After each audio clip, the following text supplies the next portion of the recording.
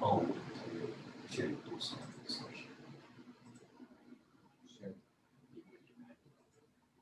不要理他，没有，就是那个什么参加，不是我那个啊，现在就好没。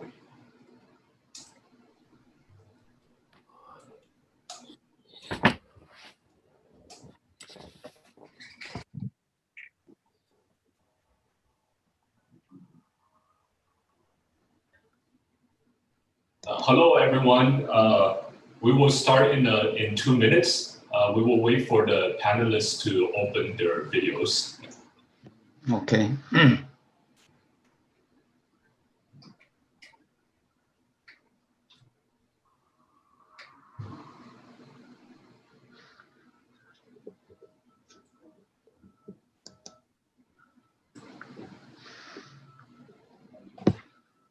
So if I may, the panelists please open the video.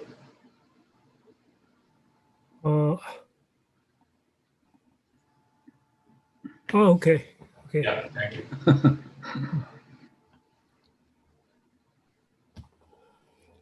I was blocked. Yeah. I'm still.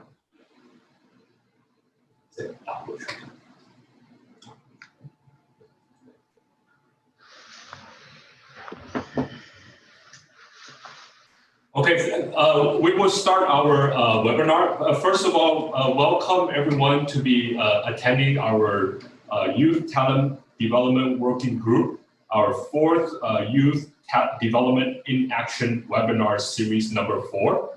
The topic is disaster preparedness programs in the Asia Pacific region.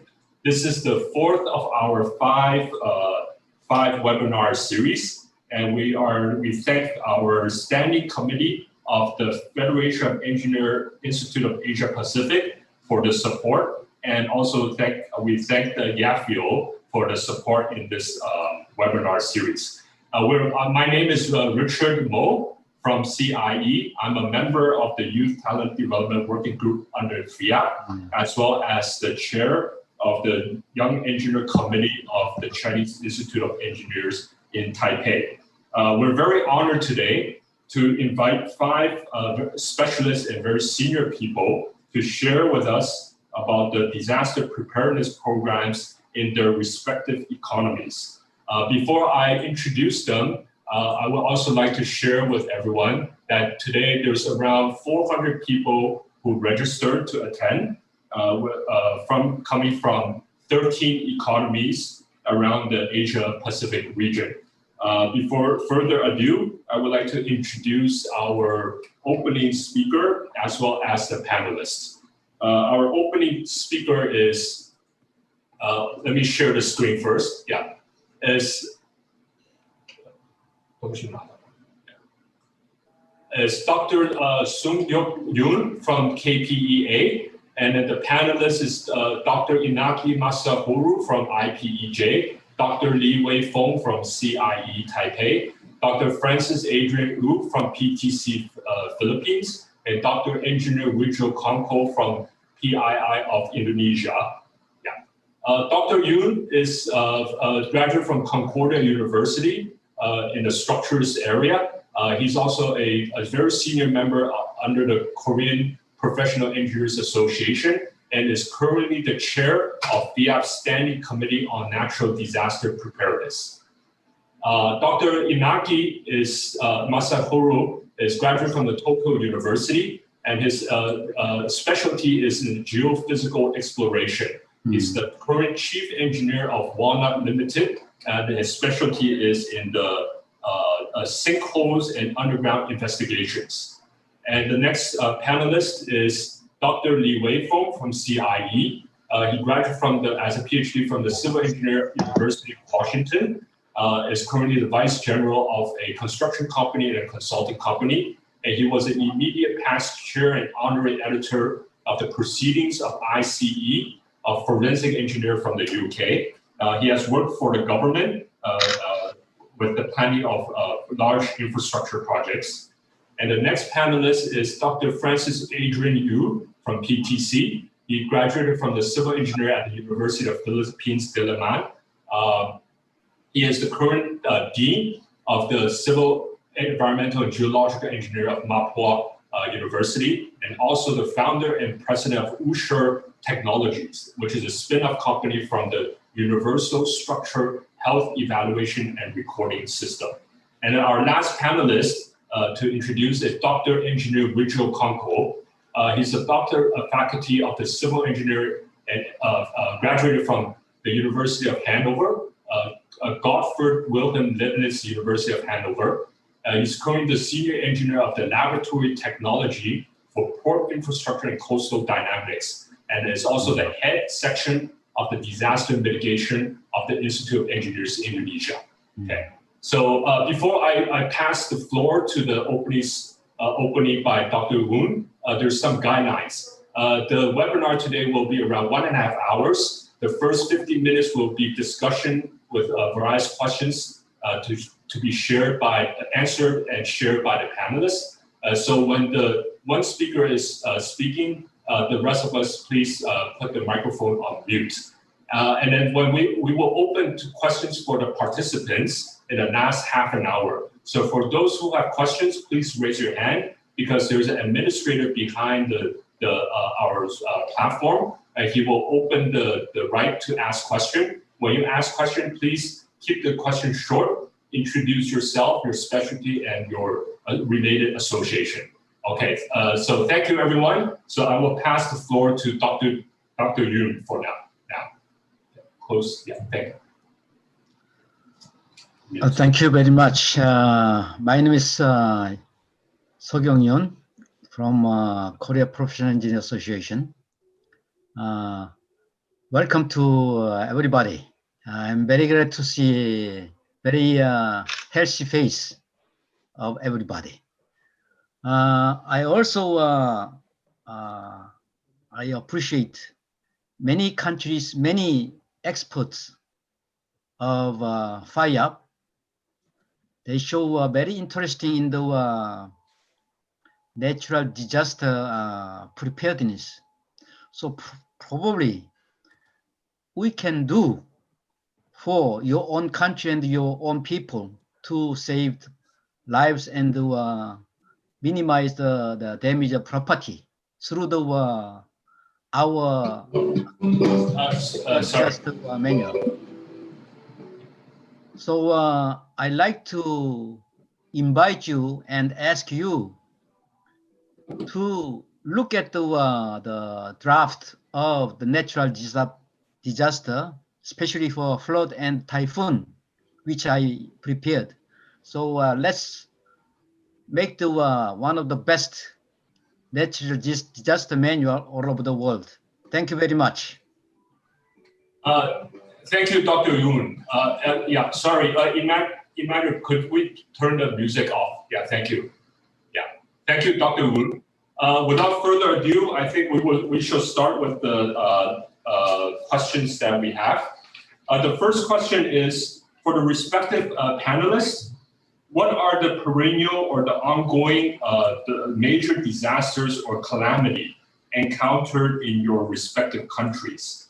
And what are the worst disasters that had hit your country, and how did the country respond to these unexpected incidents? If we may, we can start with Dr. Inagaki. Okay. My name is Inagaki. Just the chairman introduced me. First of all, Japan is a country which has many kinds of natural disasters. Historically, very famous typhoon hit whole Japan in 1959. Oh. It is called the Isewan typhoon. At the time, 260,000 houses were flooded, and 4,700 people died. This is the historically biggest typhoon disasters. And also, another things, earthquake. The whole world, everyone knows, East Japan earthquake occurred in 2011. Then about 200,000 people died. Wow. The reason is not by the collapse of the buildings, but by tsunami. And also Fukushima nuclear power plant was damaged at the time very heavily. Everyone knows. These two were very typical, very perennial disasters for Japanese people. And we have other many disasters, but just I introduce these two disasters. That's all, please.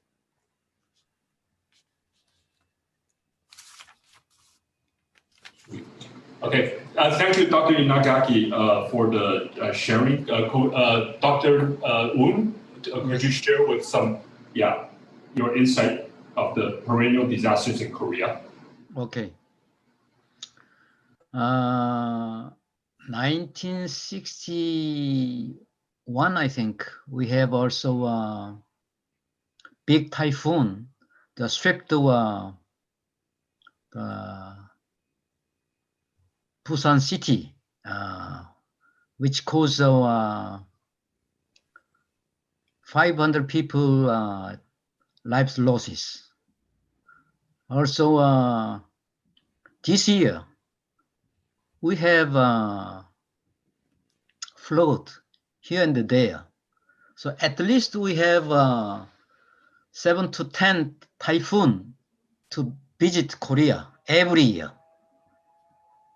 So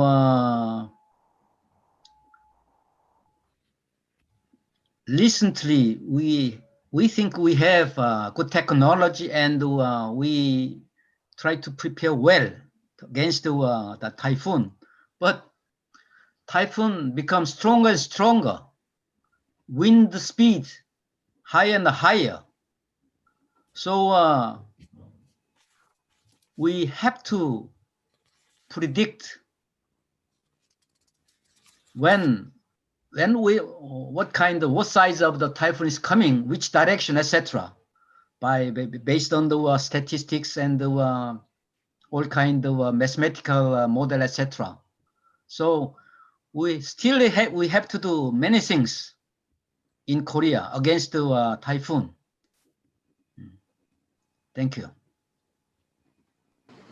Thank you, Dr. Woon, to share that probably the most common is the typhoons in Korea. We'll move on to what about in Taiwan, Dr. Wei? Yes. Please turn on your microphone. Yeah.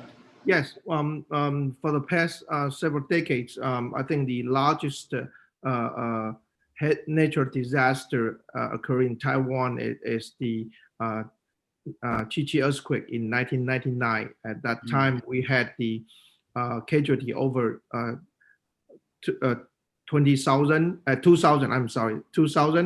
And then right after that, we have several typhoon events hit Taiwan, caused a lot of debris flows and landslides. But again, in 2010, we have Typhoon Morak that hits Taiwan, caused the casualty about 700. It's a big, huge typhoon that raised our awareness about the torrential rainfall and also as well as the flooding. During those two events, the urgent responses were probably mobilized by the local government and the military forces. But again, at the time of the Chi earthquake, we don't really have the national act for the hazard prevention or the protection yet. But in 2010, Typhoon Morak, we do have that program already, but still we suffer a lot from the nature typhoon events that do a lot of damage to the infrastructures. Richard. Okay, yeah, thank you, Dr. Wei. Yeah, I understand in Taiwan there was the Gigi earthquake, which was a 100-year earthquake, and that was a major disaster that I think pushed forward Taiwan in terms of more preparedness for natural disasters. So what about the Philippines, Dr. Wei? Hi, good afternoon to everyone. Well, when it comes to natural disaster, well, I think Philippines is is one of the top countries with the most natural experience a lot of natural disasters every year. Given the fact that we experience at least 20 cyclones every year, at least 20, and that we have about I think 53 volcanoes that are active all around the country, and of course it's located on the Pacific Ring of Fire and the typhoon belt. So that's why disaster preparedness is something that is of real importance to a country like the Philippines. And just to give you maybe two experience that we had when it comes to first is the typhoon, and of course you are familiar with the typhoon Haiyan that happened in 2013, or in our country it's called the typhoon Yolanda. So this really shocked the country because this is the first time that we experience. I'm not the first time, maybe, but based on the record, it has a very strong uh, um, winds that it goes as high as 300 kilometers per hour.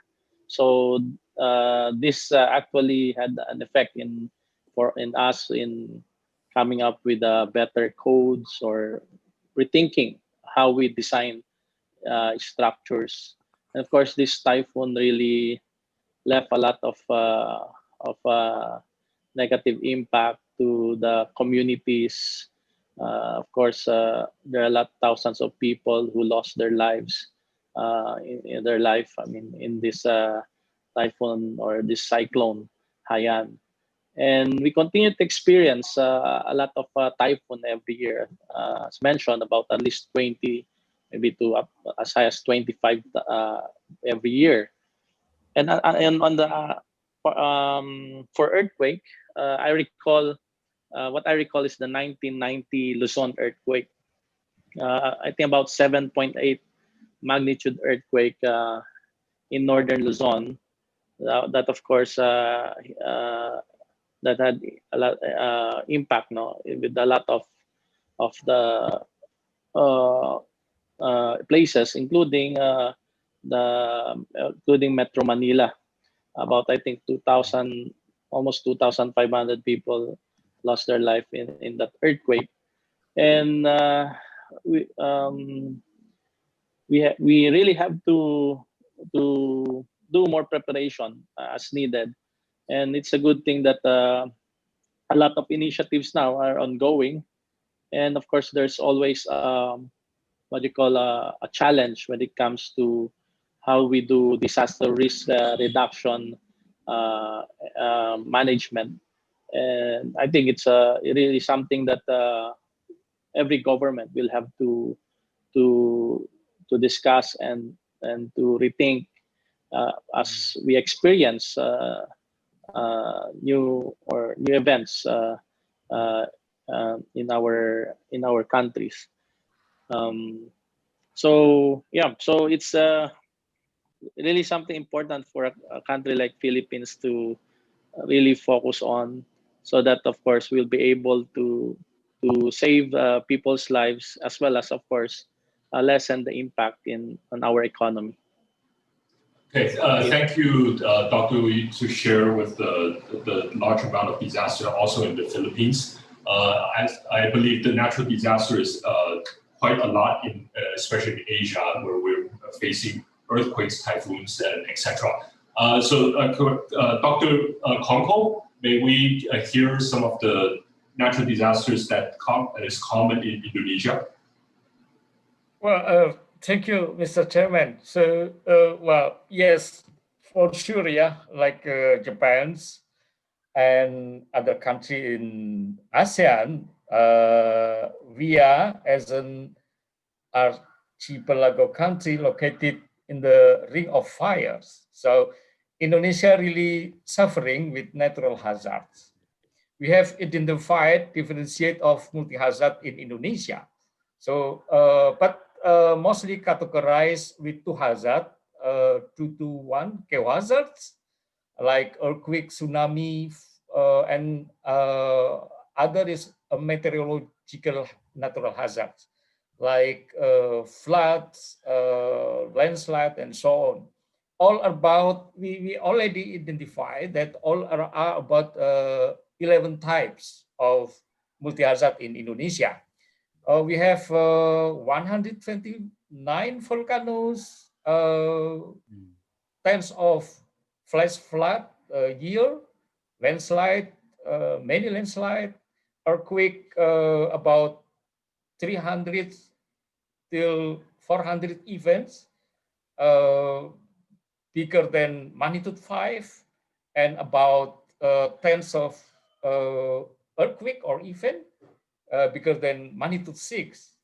We have also tsunami, 100 tsunami as far as we already recorded in the catalog tsunami, and approximately once happen in 2 or 3 years in Indonesia, like 2011 in Sunda Strait and also in Palu.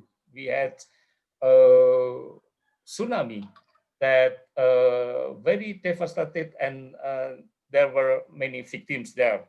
So based on the statistically, we lost victim about 300,000 people in the last 1 decade, so very huge. So that we respond with this natural hazard with the program of national mitigation in Indonesia. This is a national and local organization, consists of very complex organization from the national until the very local and village in Indonesia, consists of about the regulation, guidelines, and drills, and also infrastructures for monitoring and warning, like tsunami early warning system and so on. I think that's all, Mr. Chairman. Thank you. Yeah, thank you, Dr. Konko, for the overview of Indonesia. The number of types of disasters is probably even more widespread. To move on to understand how each economies are actually trying to face these issues, there's laws that may be and regulations that may be established. It would be nice to hear from the different economies of the established laws in your country, that how it's used to be dealing with natural disaster. I'll start with Dr. Woon. Yes. Yeah.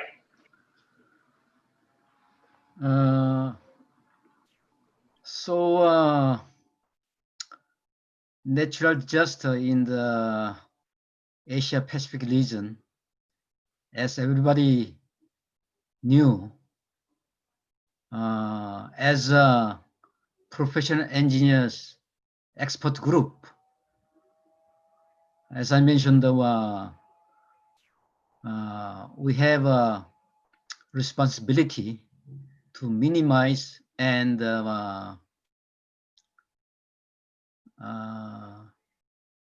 save the many people's lives every year. So the importance of preparedness, the natural disaster, everybody recognize it's very important. So as I mentioned, I asked the Dr. Moore last meeting a week ago to send me the everybody email address, telephone number, etc. Still, I didn't have it.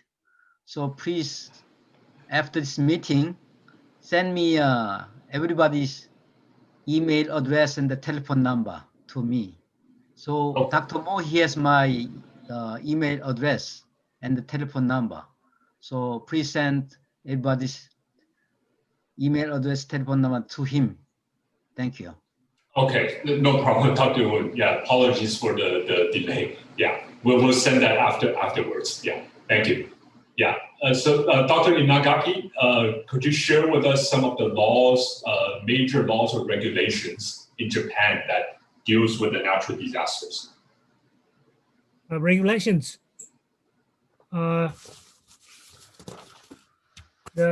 We have a very basic law, disaster basic law in Japan. Mm. And the purpose is to protect people's lives, bodies, and assets, and to ensure the maintain of society's order and the public welfare. This is a very basic law. Then that includes the 6 items. One is clarify the responsibilities about disaster prevention.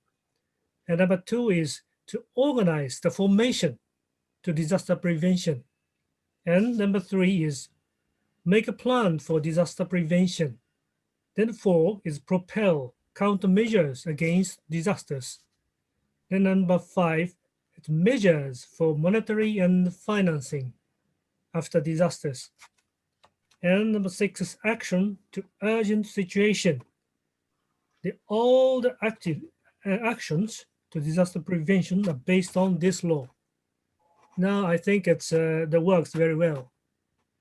Of course, not only the basic law, there are many laws, but all the laws are based on this law. It's a Japanese system. Okay. Yeah. Thank you for sharing a very complete overview of a simple but very direct regulation. Dr. Wijo Kongko, may you share for Indonesia? Please turn on your microphone. Sorry. Okay. It's okay. Yes. No Thank you. problem. Thank you. Yes. Yeah. We have 2 organizations: National Agency for Disaster Management in national level, and then local or district organization for disaster management in the local level. So, but we collaborate hand in hand with NGO and hundreds of community-based organizations in the focus study or devastated disasters area. So the budget from any resources, but of course our government allocate for this disasters response, and the amount year by year is increasing, follow the trend of the disasters event, also that rising.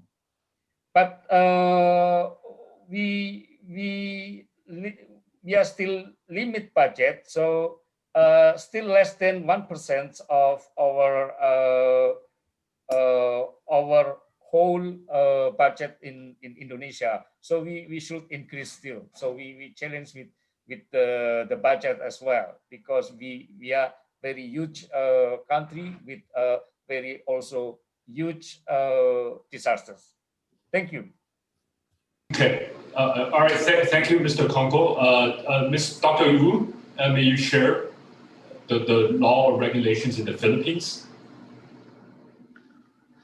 Okay. For the Philippines, first, we have what we call the National Disaster Risk Reduction and Management Council, or NDRRMC. So this is what you call the National Coordinating Council. And this is being administered by what you call the Office of the Civil Defense, which is under, of course, the Department of the National Defense. So in this council, the membership in this council includes the different national agencies, concerned national agencies like Department of Public Works and Highways, the Department of Social, the SWD, Department of Environmental National Resources, and other national agencies.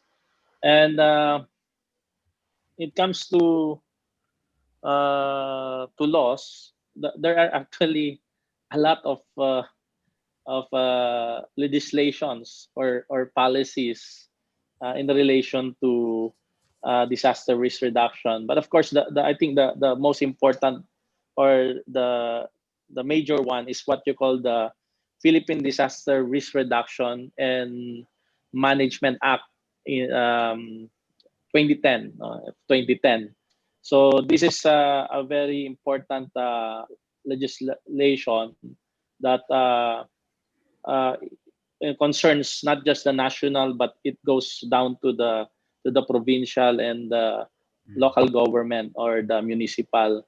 Though there are other legislations, of course, the local government code of the Philippines has provisions when it comes to disaster. You also have the Climate Change Act of 2009. And just recently, you have the Department of Disaster Resilience Act. So a new department, okay, which is really focused on disaster resilience. Then, of course, another important policy that they came up with is the Disaster Risk Reduction Management Plan that covers a horizon of 2011 to 2028. So, of course, this follows the Sendai, which we know the Sendai framework, okay, on disaster risk reduction. And of course, it covers the four major areas, which is the disaster prevention and mitigation, then of course the disaster preparedness, the response, and the disaster rehabilitation and recovery. Now, when it comes to expenditure, and I think this tells a lot about where we really focus or where's the focus of the government. If you look at the expenditure of government, I think it was also mentioned by Dr. Kongko a while ago, that it follows a trend where, of course, if there is a natural disaster, it goes up. Okay, you know why? Because well, of course, you have to respond. Okay, we have to respond to a given natural disaster and event, and of course, provide funding for the recovery and rehabilitation. But I think this is one thing that I would like to put on the table or for everyone to the big message I would like to bring to everyone is that we are doing less on, or a lot of countries, the Philippines, is I think that we're doing less when it comes to mitigation, prevention, and preparedness. Okay, then when something happens, of course, we fund and we provide funding to do response and rehabilitation. But I think it's time to really rethink that if we really put funding in the prevention, mitigation, and preparedness, okay, then response or the need to respond and to rehabilitate will be lesser. Okay, so I think that's something that we really need to rethink when it comes to disaster management. Okay. That's for the Philippines. Thank you, Mr. Okay. Chair. Yeah, thank you, Dr. Hui, to mention about the agency, the laws and acts to the agency and even the budgetary. Dr. Li Weifeng, may you share with the laws or acts or regulations in Taipei, in Taiwan? Yes, Richard. Right after the Chichi earthquake, actually, during the time at the time of the Chichi earthquake, the National Hazard Responding Program, we don't in Taiwan, neither the National Hazard Responding Program or any regulation were not initiated at that time. So basically, at the Chichi earthquake, National Emergency Act was applied to expropriate the equipment, medical supply, and even food. So right after the Chichi earthquake in year 2000, the government start to initiate the Disaster Prevention and Protection Act. This act was confirmed and enforced in July 2000. So it clearly defined the organization plan at a different level, and also divide the hazard mitigation into 4 stages, including planning, prevention, responding, countermeasures, and also recovery and reconstruction. So with that, we will be able to facing and exercise during the events, typhoon events, and several minor earthquake events in the year from 2000 to 2010. But still, the Typhoon Morak in 2010 hit Taiwan. It hits Taiwan in totally different form with the torrential rainfall. Within 3 days, we have accumulated rainfall up to 3,000 millimeters. So the massive environmental impact and infrastructure damage had again challenged our deployment and readiness for the hazard responding. And after that, the government and also the agencies start the amendment to this Disaster Prevention and Protection Act. So far, until the May 2019, we have done the 9 amendment to this one. I would like to emphasize all the amendment is to strengthening the emergency response center in different level of government and different level of agency. This is very important for us to prepare the hazard. Important elements in this all these amendments, including the inventory of resources before the hazard, and also protecting object, clearly define the protecting objects, including residents and also the facilities, including infrastructures, power plants, and everything. Then emphasizing the technology development in reducing impacts and damages. That's the present situation in Taiwan regarding the acts. Thank you. Okay, thank you, Dr. Lee. Several of the panelists also has already mentioned about the agency that has been established in their respective economies to deal with the planning, prevention, response, and recovery of the natural disasters. To move on, we still would like to hear about the agency that has been established in Japan, Korea, and any other comments from the other panelists. We'll start with Japan, Dr. Inagaki, of the agencies in Japan that has been established to deal with the natural disasters. Oh, yes. Now we need to do 2 things for disasters. One is to strengthen infrastructure. And strengthen means to make them resistive against disasters. The other one is to save people's lives. For preparedness against disasters, Construction Board and the Meteorological Agency have a main role. These 2. And once disaster occurred, the governmental headquarters are established. The governmental is the central government, also local government. Then I think the budget is about $40 billion for central government. And for local government, I'm not sure, but for Tokyo Metropolitan Government, is $2 billion, about $2 billion. Maybe total would be $50 or $60 billion. So as I explained you, the very important agencies, Construction Board and the Meteorological Agency, and also governmental headquarters. Okay. Yeah. Thank you, Dr. Yunaki. Dr. Yoon, what about in Korea? We have also, as I prepared in the draft, central government level of preparedness manual. Also, after that, we have provincial government level. Then third level is a county level. So when I look at the manual, all the government department, agencies, they have to have involved to sort it out all the disaster matter.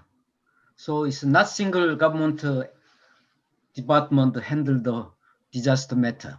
So it's a kind of all government issue. So also I mentioned the wind, typhoon speed is stronger and stronger.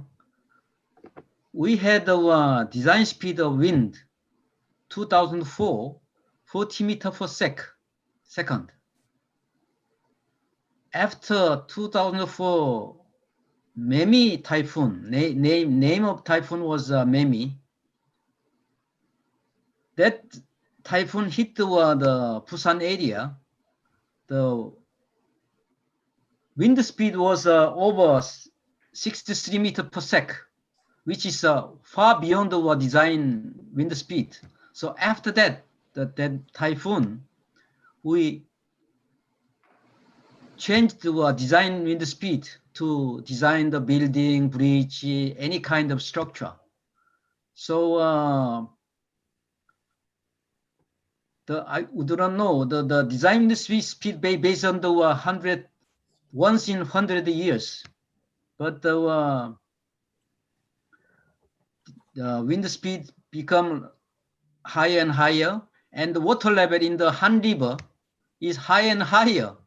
So the drainage system in Seoul, sometimes the capacity of drainage system in Seoul system cannot handle the rainfall these days. So every year they have to change the bigger size of drainage system on the ground in Seoul, the Busan, everywhere same. So these things I think we can apply to every countries. Probably your countries will be the same situation.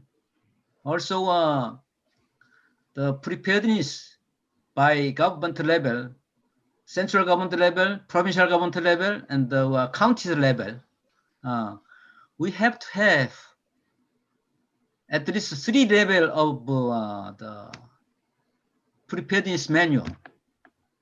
Probably the other countries will be the same. So as I mentioned, the Natural Disaster Committee of the FIAP, which I am in charge, we try to prepare the first one manual against the typhoon and the flood in the central level government. Even central government level manual, probably different country has different government organization. So responsibility and the duty to prepare against the natural disaster will be the different. So Dr. Inaki advised me a couple of months ago, probably we try to prepare the global standard, which we can apply to any countries. Then leftover part will be handled by their own individual countries. I think we have to go that way. So I like to hear, I like to have your advice and information after you see my draft. What is the global what is the content of the global level of central government? What is the leftover for individual countries level? So I need everybody email address to send. First, the natural disaster draft. Probably you have many idea and opinion after you see that manual. So I'm looking forward to having your advice and information. Thank you. Thank you, Dr. Yoon.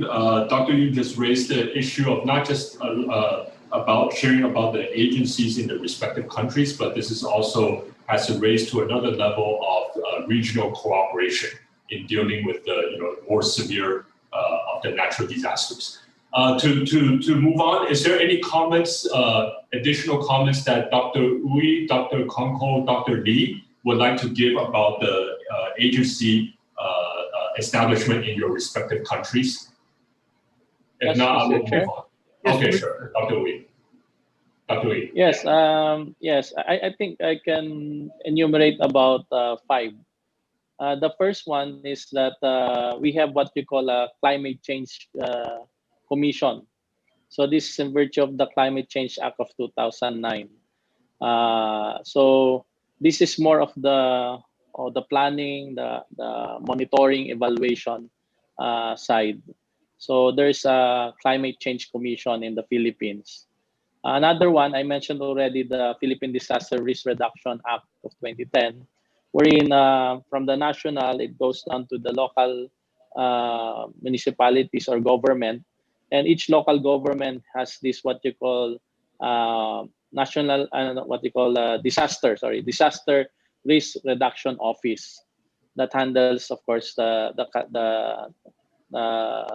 this disaster risk reduction activity in the local government. Also, in virtue of the Calamity Hazard Mitigation Program Act, there is PHIVOX and PAG-ASA. By the way, PHIVOX is the agency which is under the Department of Science and Technology that it concerns anything about earthquake, earthquake, landslide. Okay, so they do research studies and also they provide services in relation to this. And the one for typhoons or cyclones is PAG-ASA. So they are required to establish natural calamity hazard mitigation programs. Okay, then another one is the Department of Disaster Resilience I mentioned a while ago. This is quite new, just in 2018. And of course, its mandate is really to, of course, the law mandates the creation of this Department of Disaster Resilience.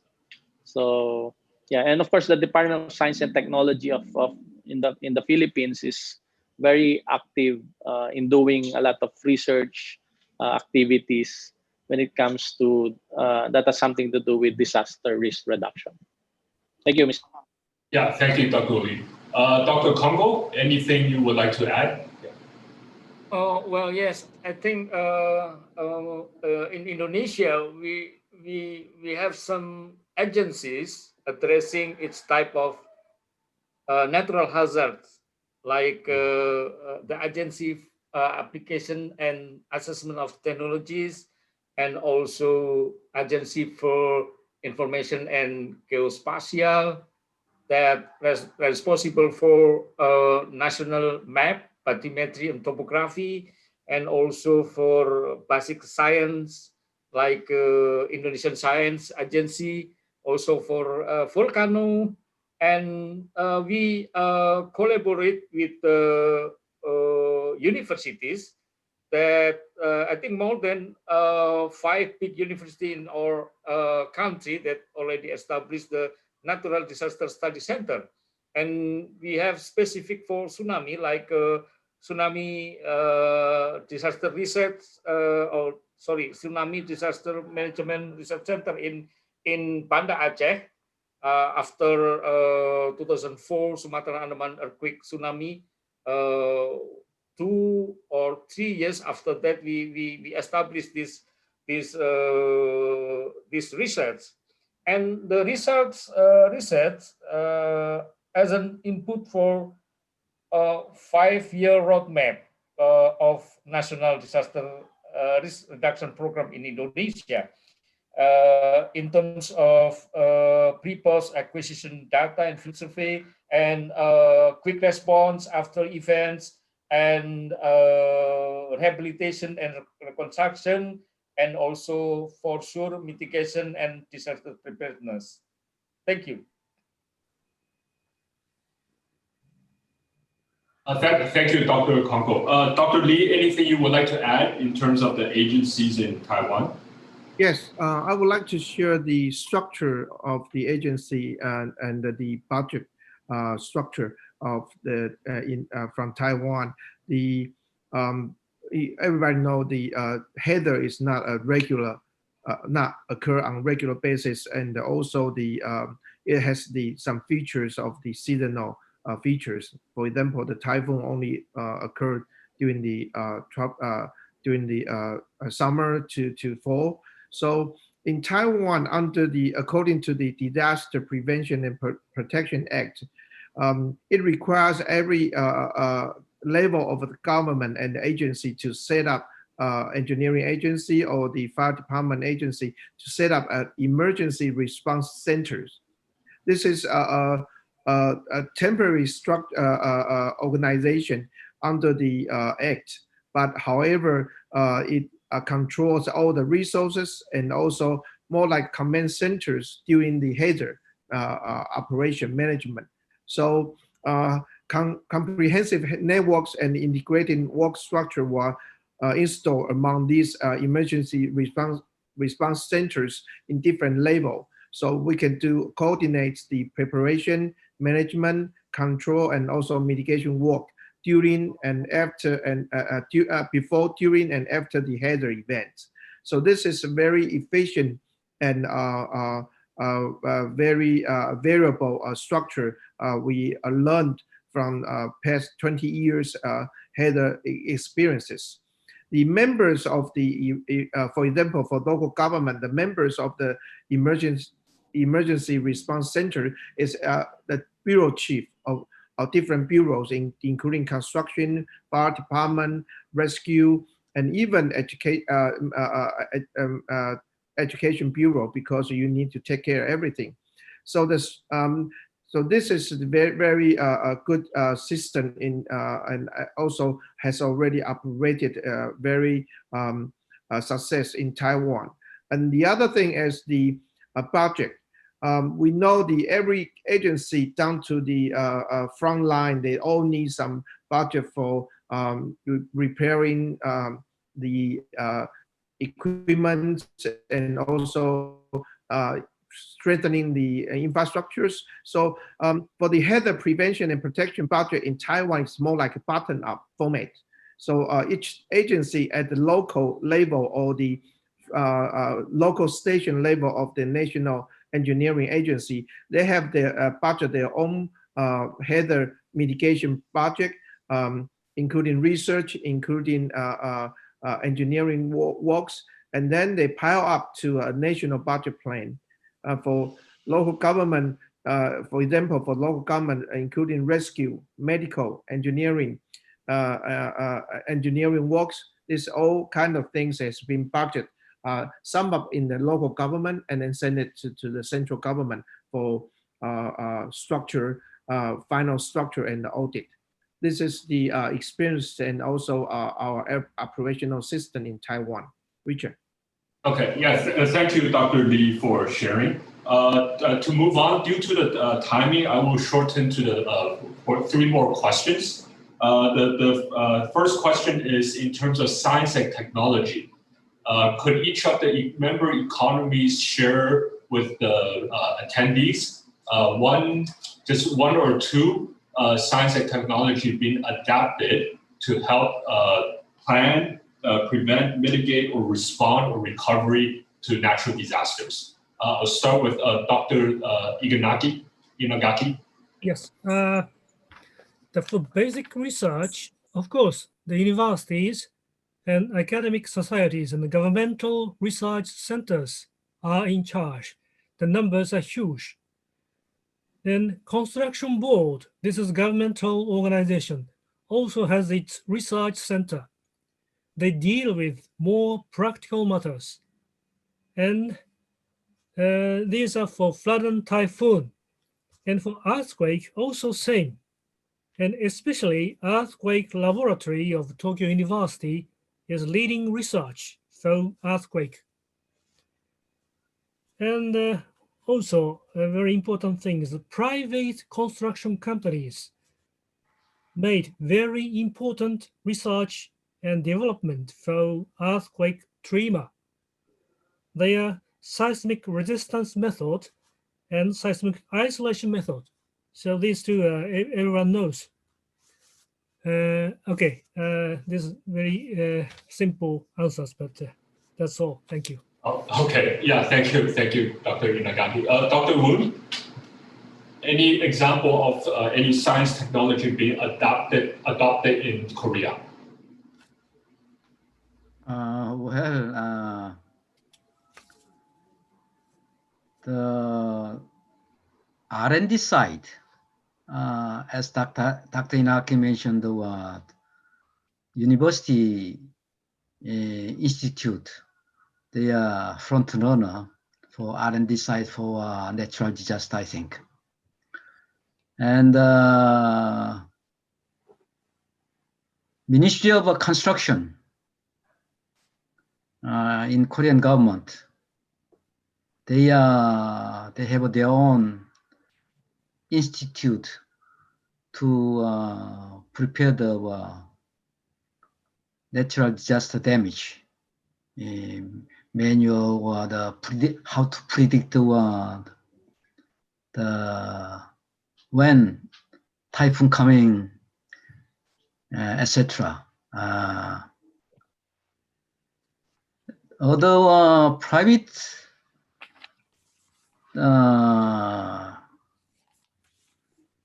organization, they get some government fund to do some government R&D activity. This is all about in Korea. Thank you. Okay, thank you, Dr. Woon. Dr. Kongo? Yeah, thank you. So I think I already mentioned before that we have some how to say some agencies and some universities that has specific tasks for resolving or doing or conducting the research for multi-hazards in our country, as well as we established the Natural Disaster Study Center in some universities like Syah Kuala for very specific for tsunami, and we for the apparatus or devices we also develop some apparatus like we made and applied buoys and cable-based tsunamimeter to support Indonesian tsunami early warning system. And we built also landslide early warning system or apparatus and applied in, I think, hundreds of locations in our country. And we every year we have a program to reduce the precipitation rate in our country, or even at the precipitation rate in some area to resolve the disaster of drought and also forest fires. Thank you. Thank you, Dr. Kongo. Dr. Uri, would you like to share any science technology being adapted in the Philippines regarding natural disaster preparedness or response or recovery? Yes, yes, Mr. Chair. So we have a lot being supported by the Department of Science and Technology, like for example the Project NOAA, and that provides that maps all the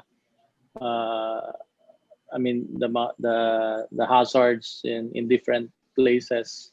Also, FIVOX coming up with hazard maps for providing information about fault lines and landslide and other information that will be helpful.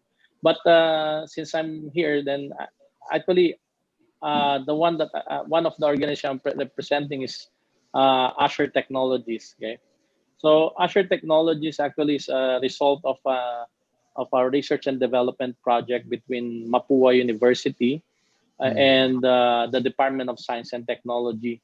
So basically, this is an area of civil systems. Basically, that's my area of expertise. We call it civil systems. And one of the projects that we have something to do with structural health monitoring. Of course, the structural health monitoring is not really something very new. It's been ongoing, being used in different countries.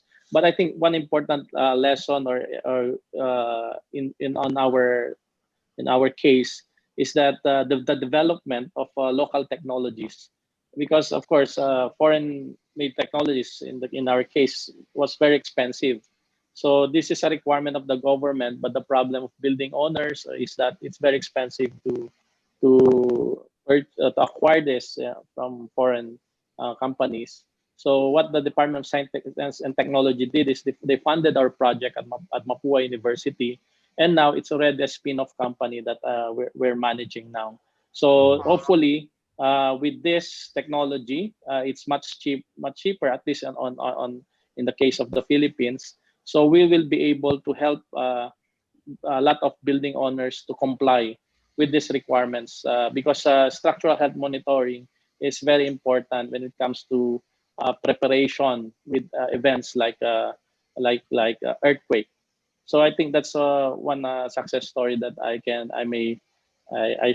share with you today. So hopefully our countries are actually we're open because this is a result of research and development. We're open to, of course, collaborate or partner with anyone who would be interested from another country. Thank you. Yeah, thank you, thank you, Dr. Yui. Dr. Lee, would you like to share any science technologies being implemented in Taiwan? Yes. Actually, a lot of the practical researches and development were executed by the agency or the university and even industry right after the Chichi earthquake. For the past 20 years, we learned a lot. In addition to the header map that basically collecting all the important information to sum up the risk potential, we kind of concluding that the future of the header mitigation technology has to be simple and robotic. And also, mostly we would apply to the early evacuation or early warning. That's the most technology we are looking for or we have success developed. For example, rainfall monitoring. We understand that monitoring rainfall is very important for typhoon or the torrential rain. Rainfall intensity and accumulated rainfall can sum up a very interesting curve we call a snake line, and to indicate regional headers of the potential of landslide, debris flow, and also flooding. And for earthquake we also have successfully developed the national warning network.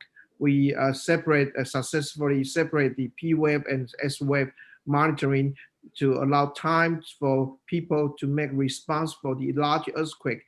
We know the P wave to buy times in between the P wave and the arrival of between the P wave and S wave.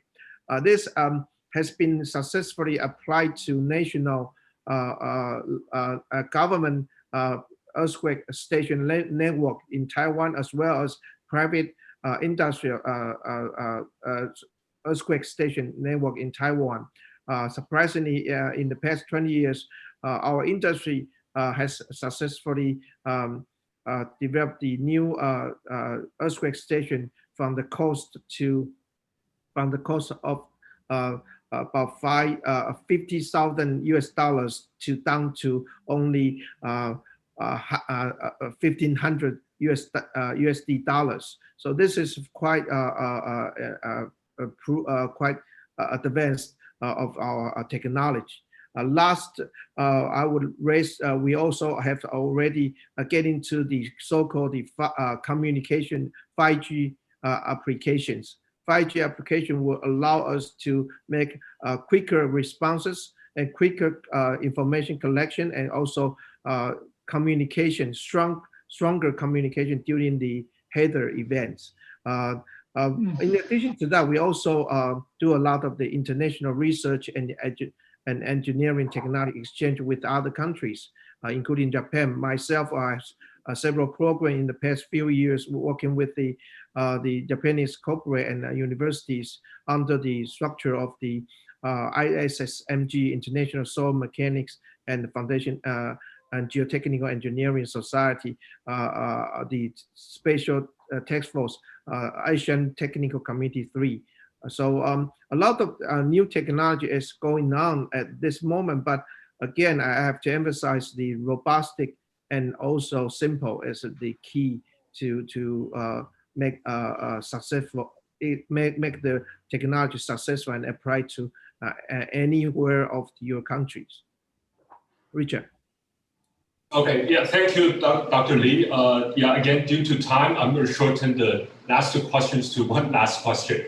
It is we would like to hear from each of the panelists a few words that you would like to give to the engineers today and future engineers on this big issue of natural disaster, or a few comments on how there's a need for nations around the region to collaborate more in terms of the issues we face from natural disaster. Again, I'll begin with Dr. Inagaki. Excuse me, your question is about the collaboration with the neighbor countries, you mean? Yes, either that or a few words to future engineers about your insight about how they should be prepared to face the natural disasters coming.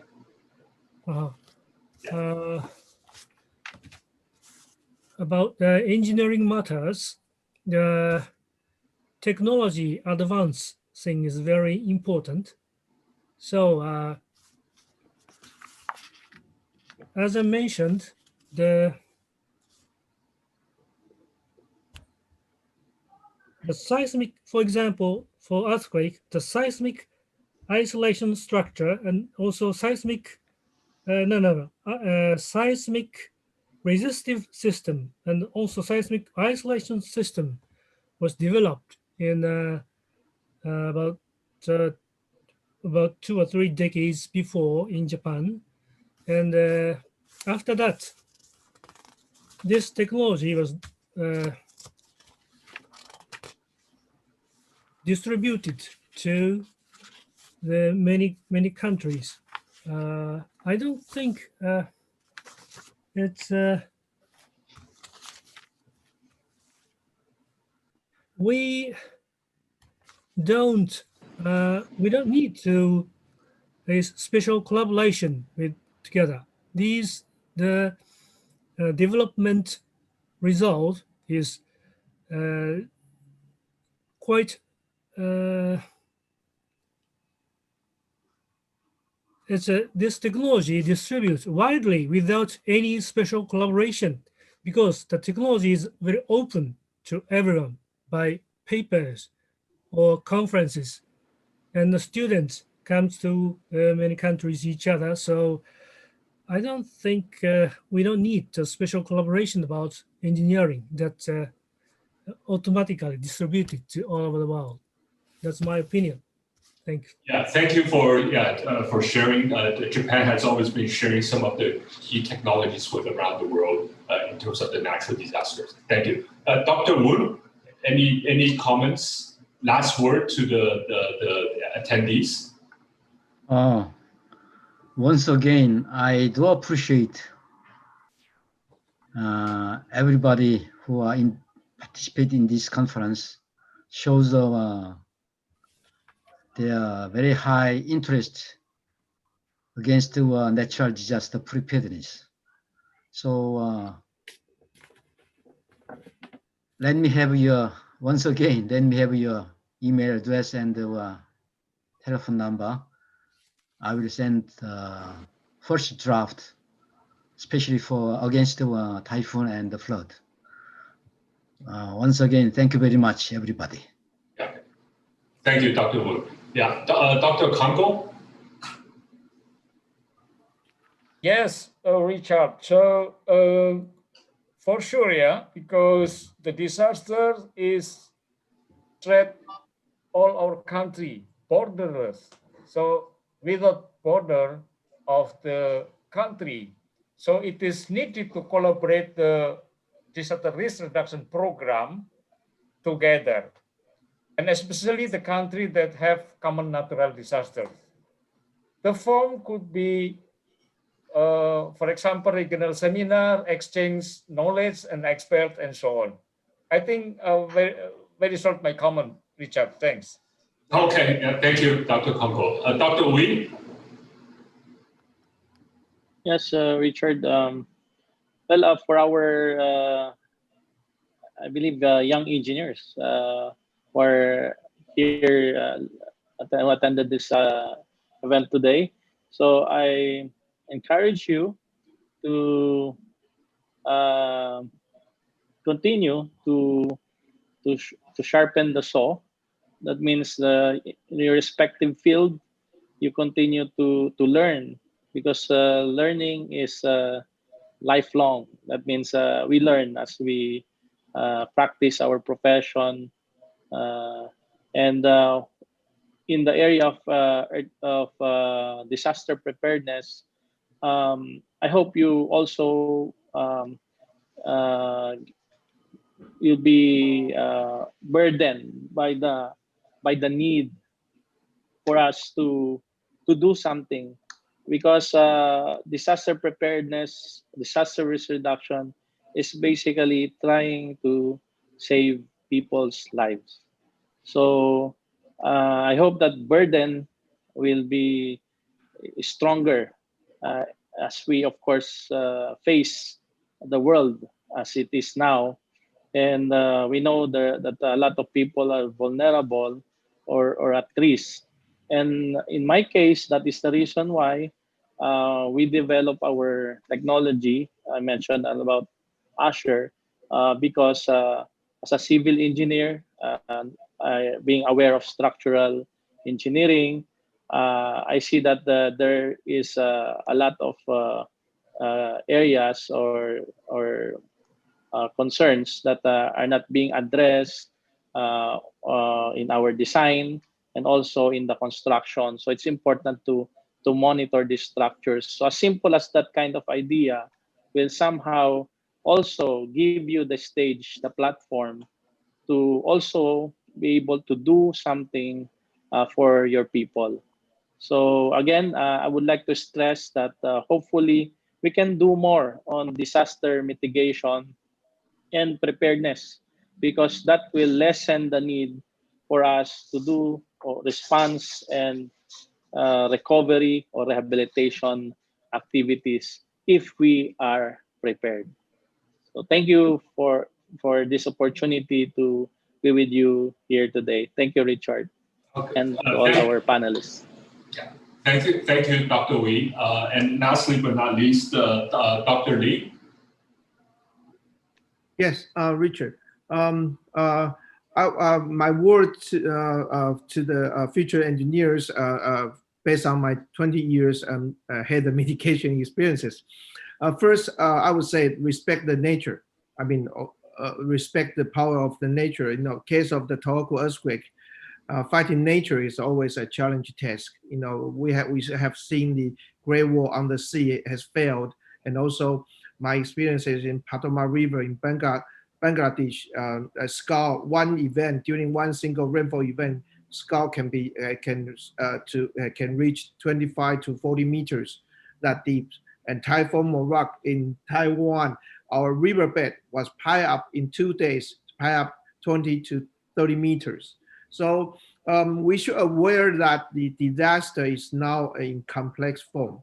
Recently, the term of the multi-header was raised in the engineering society. That means one header right after the other. One of the earthquake, Chichi earthquake, can cause a lot of the debris flows and landslide in the following event of typhoon or rainfall. And also the Typhoon Morak, when they pile up the riverbed, when the debris pile up the riverbed, they change the entire form of the environment and ecology system.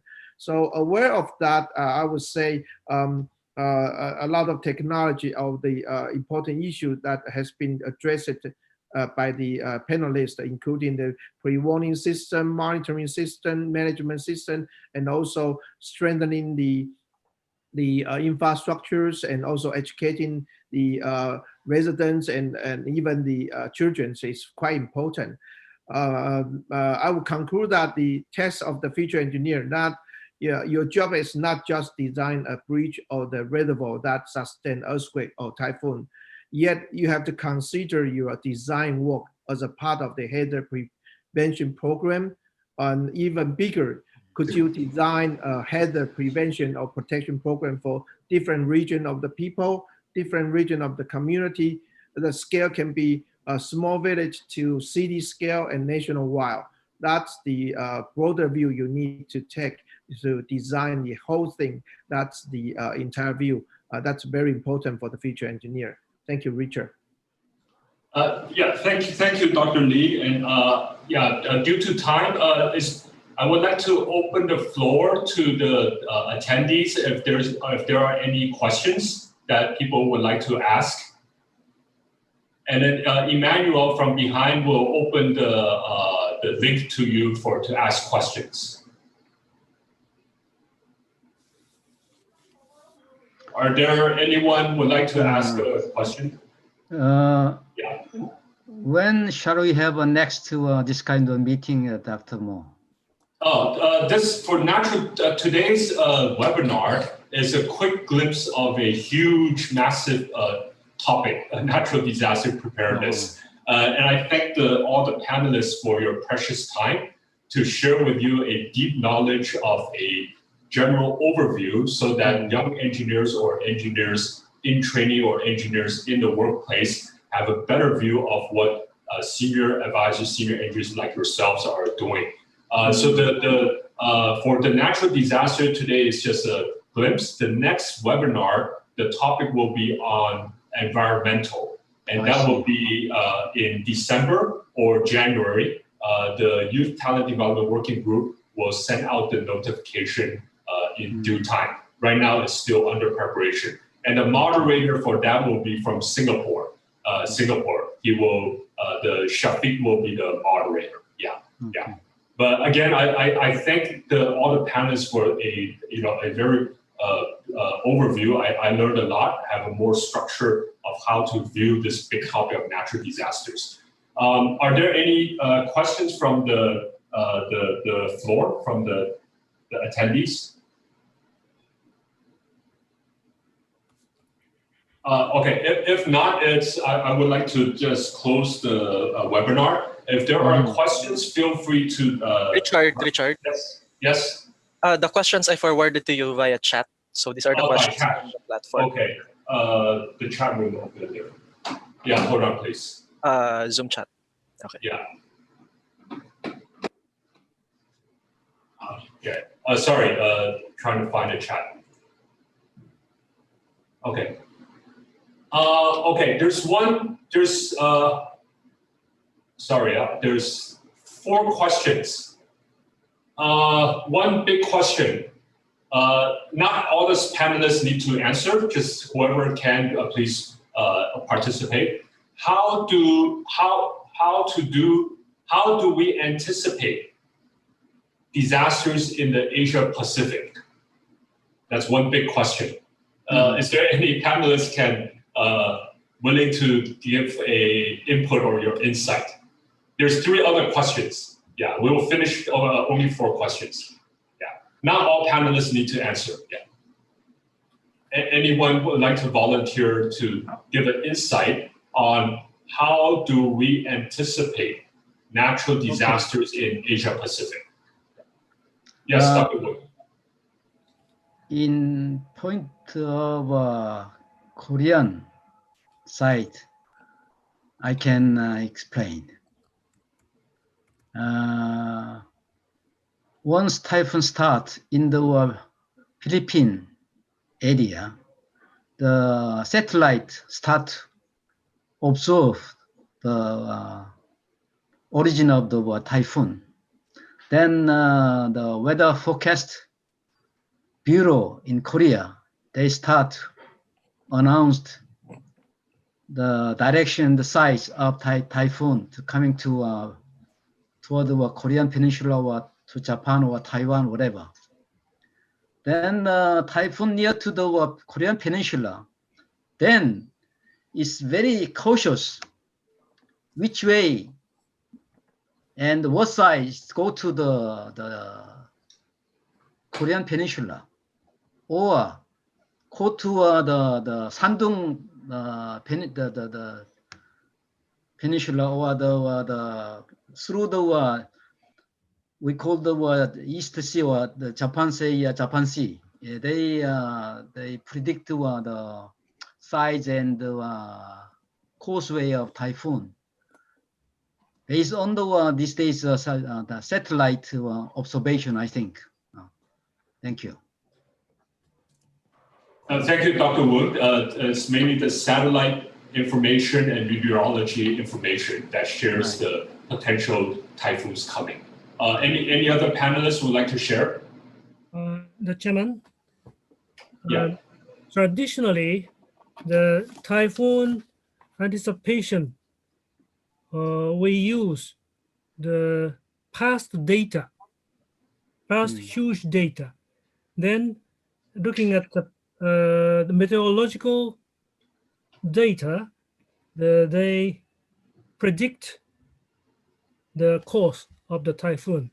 But recently, they use the simulation by supercomputer. So the typhoon location and how to anticipate is very accurate, so much improved. That's the present situation. Oh, Good. okay. Thank you. Thank you. Richard?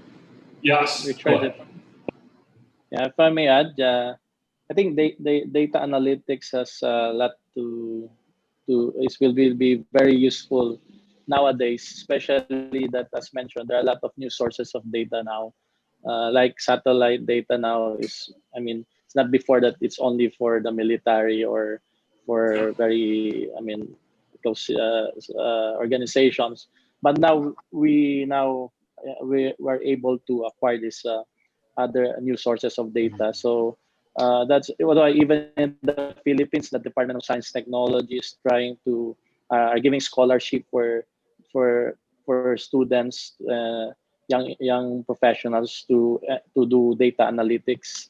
And as mentioned, I think by Dr. Lee a while ago, in the area of earthquake engineering, the P wave, S wave, also these are ways to determine or to be able to provide alert on possible impact of earthquake. And I think with the big data that we have now, even with us with Azure, every day we collect a large amount of data, and we see a lot of potential, not just about providing early warning, but also aging of structures and how certain events affect a specific structure.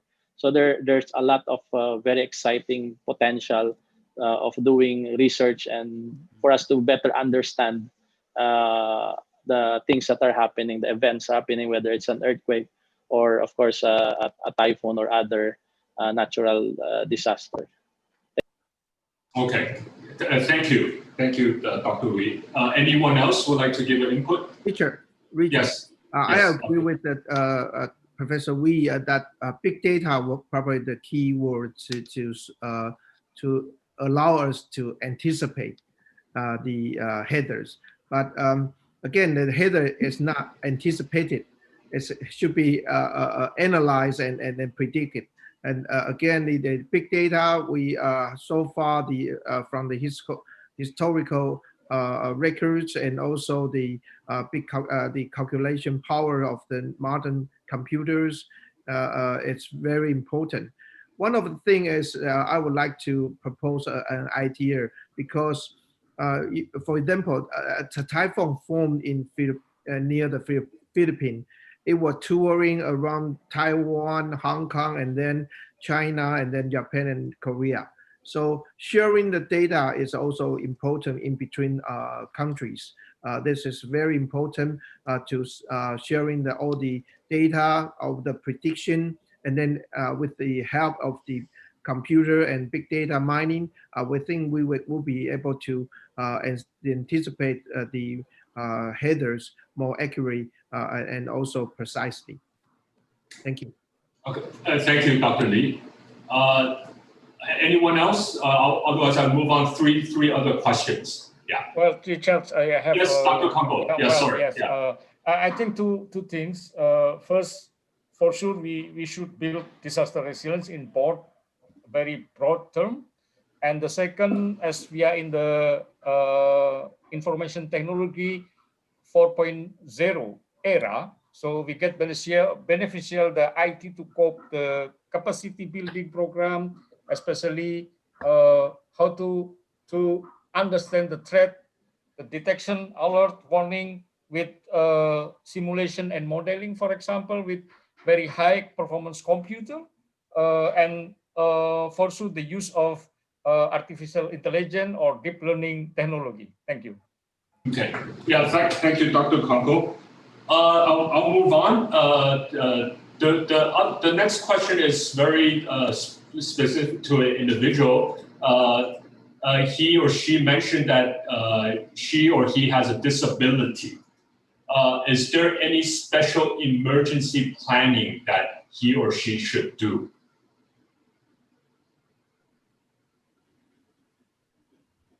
Any panelists would like to give an insight? Richard. Yes. Richard. Dr. Lee. Under Taiwan's Heather Prevention and Protection Acts, the public facilities and also we call the safe house, safe room or safe ground has to equip it with the disability facility or equipment. That's for sure under Taiwan's Act. And also important things we have the educational booklet and also the program to educate the disability people what you should have in your house, in your apartment, or especially during the emergency of the headers, they have a priority to be evacuated as well. That's in the present practice in Taiwan. Okay, thank you, Dr. Lee. There's more questions popping up, so I'll move on. And then Emmanuel reminded me there's actually, we still have extra half an hour, so if the panelists can accommodate us, I think we can try to answer the questions from the floor. That would be nice for the attendees. I'll move on to the next question, is how did each countries choose safe evacuation centers? How do you plan and choose the evacuation centers? This maybe all the panelists can share. Yeah. Who would like to first? I can start with the Taiwan's experience. After the Chichi earthquake, we start to reinforcing and also strengthening the public facility, including elementary school, middle and senior high schools, fire department, fire stations, and also the police stations. And also very important, the medical center from regional size to national or the city side, city centers, city city medical centers. The building code first asks this building has to be able to resist or the sustain during certain level of the hazard, for example, earthquake, flood, and also the rainfall, so that this area can be become the designated safe ground and safe house for the emergency use.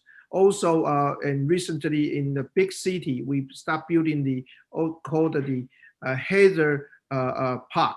That's the experiences or the lesson we learned from Japan. The big parks within the community area or the several apartment buildings that allow us to gather the people during the earthquake, or gather the people during the flooding, and provide some food and storage of the temporary housing. That's the present plan in Taiwan. Thank you, Dr. Lee. Any other panelists to answer the question of how do you choose evacuation centers? In Korea, Korea, please.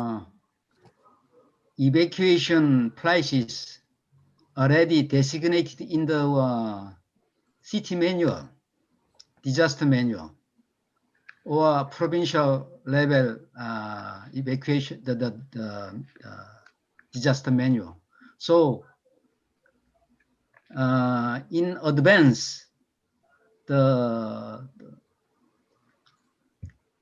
government, the municipal government or provincial government, they announced what area is an evacuation area for this district, for this the county, for this city, etc.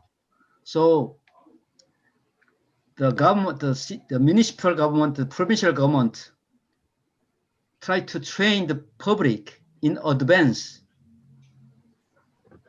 When evacuation crisis occur, you are to be in this place.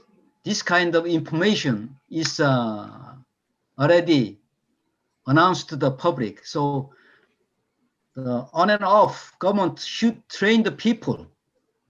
When evacuation situation occur, these district people should move these places, such and such. So this kind of things, we should the city manual or the provincial manual, they include this information in the manual.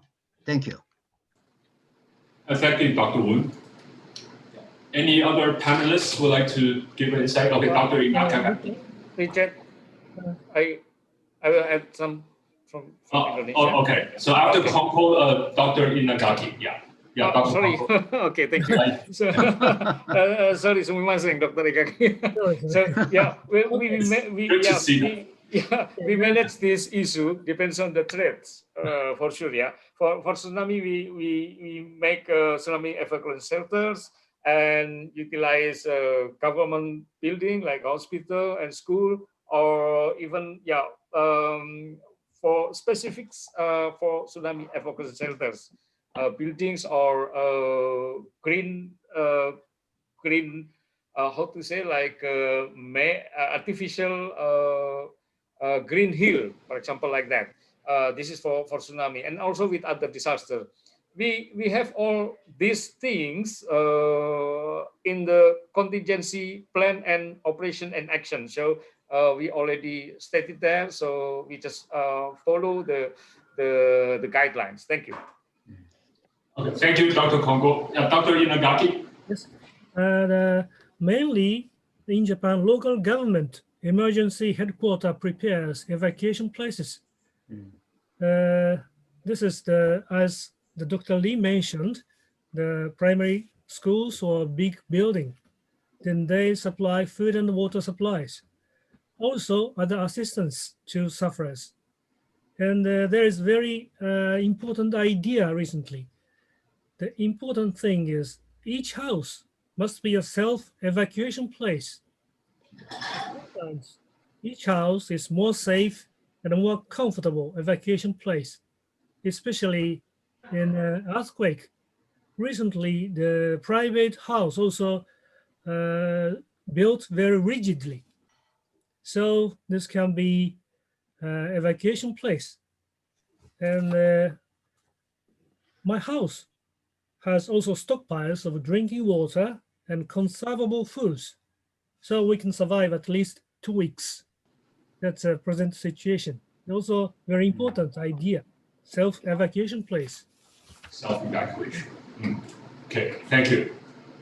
There's so many new mindsets from shared by the panelists. Anyone else? If not, I move on to the next question. The next question is, can we confirm that the disaster that we are now experiencing is worse than the previous century? Yeah. Just maybe one or two panelists would like to give a reply to that.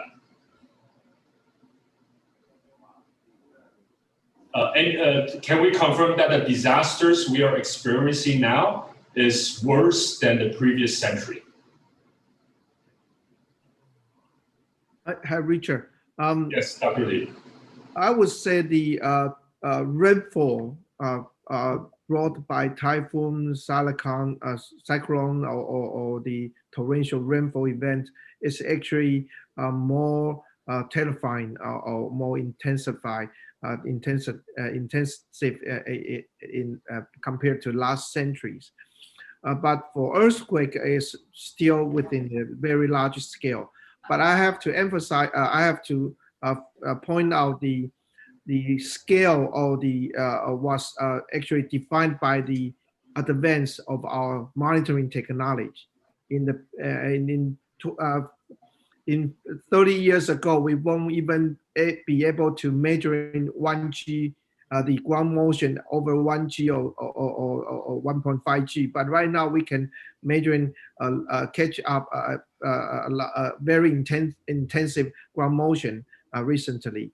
And so this kind of things is not really the scale or nature of the header event, but also the consequence. As long as people or the human live more closely to each other and challenging more difficult structure in the world, and then population density increasing, and then the outcome or the consequence of the header will become more serious. Thank you. Okay, thank you, Dr. Wei. I will move on to the next question. Any opinion, will 5G be used for disaster preparedness programs? Yeah. Will 5G be used for disaster preparedness programs? That's the next question. Again, Richard. Okay, Dr. Lee. I have already indicated that Taiwan has already go into the stage of testing 5G, including public network and also private network for header mitigation. So it's not definitely or has been in practice stage, and also soon to be industrial ready. Any other panelists would like to share how the 5G is being used?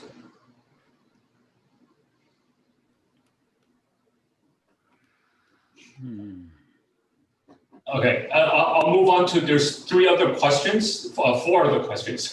Yeah. Any opinion about costly disaster preparedness trainings? Many like to get trained, but are disappointed with the cost. The high cost of training natural preparedness. Any comments from the panelists? Training. That might be a more difficult question. I believe that the cost for training has always been, but I'm sure every economy is trying their best to balance the cost and still meet the goal of letting everyone be aware of natural disasters. So the next question would be, how should we redefine disasters? Since the disasters are becoming more serious and frequent in different ways. The question is, should we redefine the word disaster? Since disasters are becoming more serious and more frequent in different ways than we know before. That's a big question too. Dr. Mo, Yes. the training cost, I'd like to Okay. mention. Sure. Yeah. The training, especially for preparedness in advance. So normally, many people, public, the government also think it's cost for nothing, because we never know when we are going to face emergency disaster. So when they make the budget for the emergency purpose, problem was they don't know when we need emergency. So the emergency cost, most of people, we think generally is we may not need it now. So we try to put the budget as much as minimum. But as we know, the disaster is very hard to predict. So when the economic situation of the countries become better and better, then probably the government, they can put more money in for the disaster situation. So that is probably every country will be the same. Yes. What's the next question? How do we redefine disaster? Because disasters are getting more serious and more frequent. Should we redefine? Yeah. That's a deep question. Yeah. I'll let that sink into the panelists, and I'll move on to the last two questions, and we will close. The other question is, in this time of pandemic, how should we respond when there are disasters such as volcanic eruption or earthquakes? So in this time of the COVID-19, when there's lockdowns or minimized interaction, how should we respond if there are disasters such as volcanic eruption and earthquakes?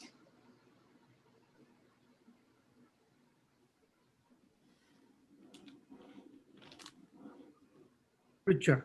Yes, Dr. Lee. We have been exercising these kind of things in Taiwan. The idea is to do the important thing during the triage, and also the basic defenses, personal defense to the COVID-19, including mask and everything. So this is frankly things we can do at this time only. So you have a major earthquake occurred, you might have to separate the safe house or the safe run in different categories, and also keep the group as adequate size as possible. Yeah, that's what we have been considered so far, but not put in real practice yet. Richard. Thank you, Dr. Lee. Anyone else? Richard. Yes, Dr. Kangko. From Indonesia. So yes, this is also our concern in Indonesia, and we had been discussed this issue, and we put the term for this as a collateral hazard because of not only one but also together with COVID. So we discussed a lot, and we discussed in the national level and as well as in the local level. I think the principle is also similar with panelists mentioned before, that we try or we do the best to follow the protocol of COVID-19. Like we recalculate again about the capacities of the, for example, evacuation shelters and so on. Thanks. Okay, thank you, Dr. Kangko. I will finish this last question as the closing, which is also a big question, and I think it's a good question for closing. The question is, what are the ways in changing or influencing value orientations, beliefs, and norms towards pro-environmental behavior? So what are the ways to change everyone's mindset towards pro-environmental behavior? Or another way maybe I can change, what are the ways in changing how we think and believe in more towards pro-environmental issues? Yeah, maybe if possible, we can have every panelist say a word as a closing for today's session. Who would like to be first? These are all big questions. Yeah.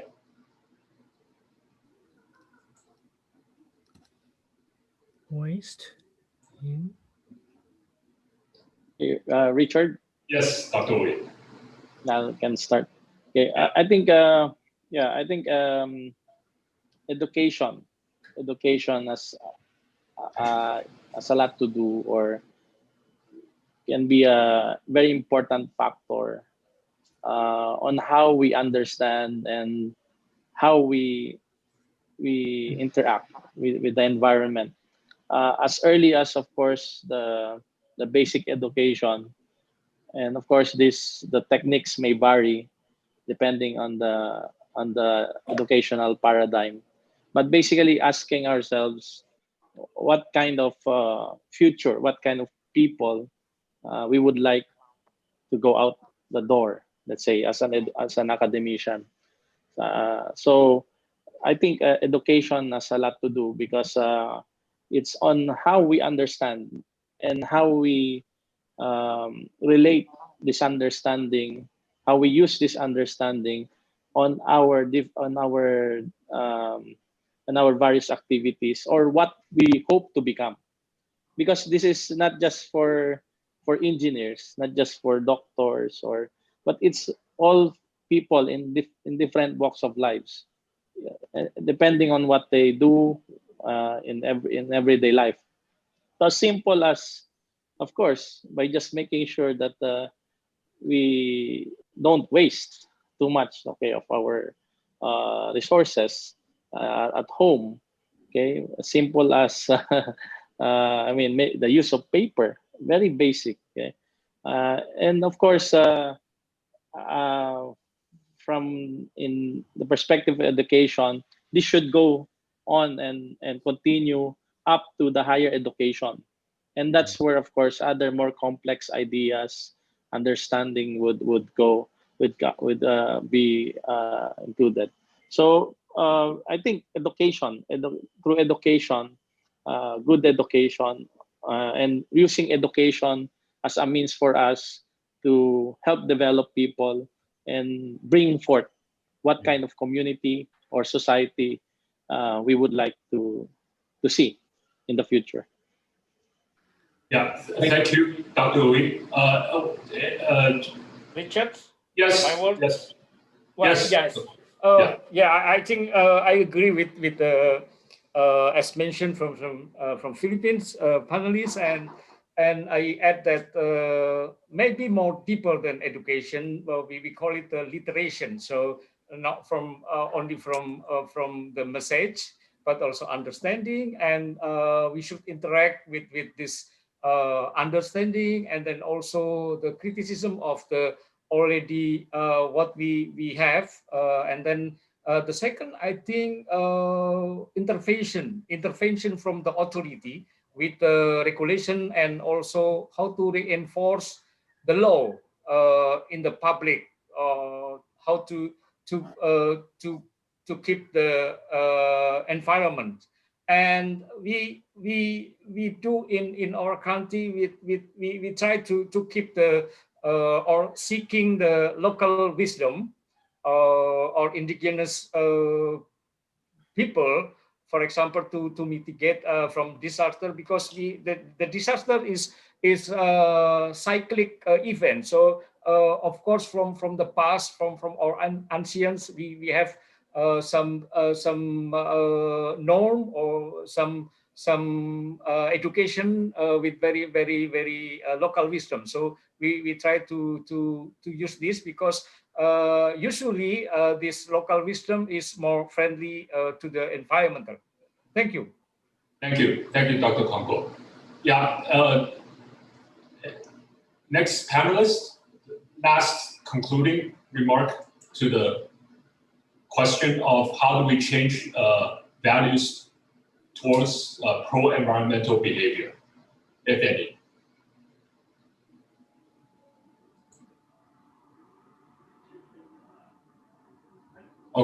Okay. I will wrap up this webinar. I would like to give very special thanks to all the panelists again for your very precious time to share with a tip of the iceberg insight to this big issue. Natural disasters include earthquake, landslide, volcanic, tsunami, avalanches, flood, extreme temperature, wildfire, droughts, cyclones, rise of sea level, epidemic, insect plagues, species extinction, famine, etc. It's a very, very big topic, and I'm sure everyone around the world is trying to face this issue of climate change. And the panelists today have given a very good insight of the respective economies' law, regulation, structure, all the way to a different mindset to future engineer, including sharing data, to re-looking at design specifications, to technology adoptions, and etc. So again, we would like to thank, and I would like to close this. We extended to almost 2 hours, and it's been a long day for everyone. Thank you. For the panelists, please stay put. We need to do online picture taking. Yeah, as a concluding event. Okay, thank you for all the attendees to be online. With that, Emmanuel, please change to only the panelists for picture taking.